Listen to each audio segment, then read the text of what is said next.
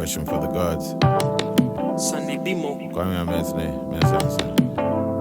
I want know. I don't think, I know, but I don't think a lot of people sort of understand sort of the kind of family you come from and sort of the different influences that could have helped shape you. Because for those of us who were your friends early, or those who were listening to you early, they saw like somebody that very early in your life, teenager, was able to begin blossoming as an artist. Unlike other people, maybe whatever. Like, you think your family definitely helped to make that happen, or there was something about that environment?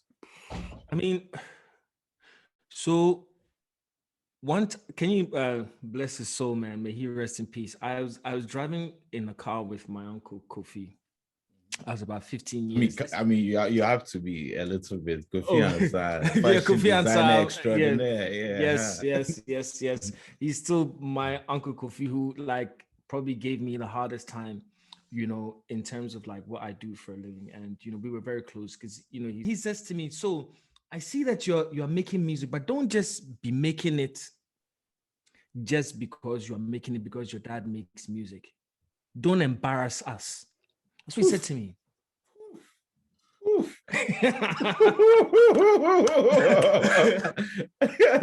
You know what I mean? So it's like from then on, I was like, oh, wow, not only are my brothers at home giving me a hard time, like I'll go write some verse and they'll just go look at me like, yo, this shit is whack, you know, or like, what do you think you're doing? But I've always had the pressure.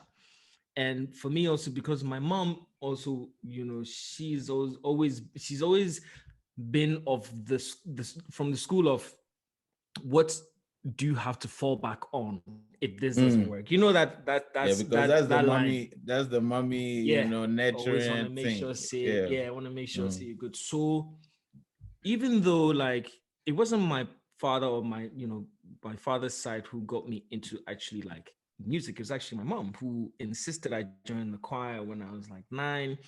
You know, insisted that, you know, my dad got me a piano, insisted that I learned to read and write music and so on and so forth. Like she was on it, but the approach was like, if you finish your maths lesson, now you're going to spend another hour playing the piano. Like that was like, okay, if you want to do it, then you do it. So there was a point where me and Kasano, every time my piano teacher would come, I run away because it was like too much pressure for me, you know? But when it came to the point where it was like, okay, I really like, this is where I find my peace and where I feel like I can thrive.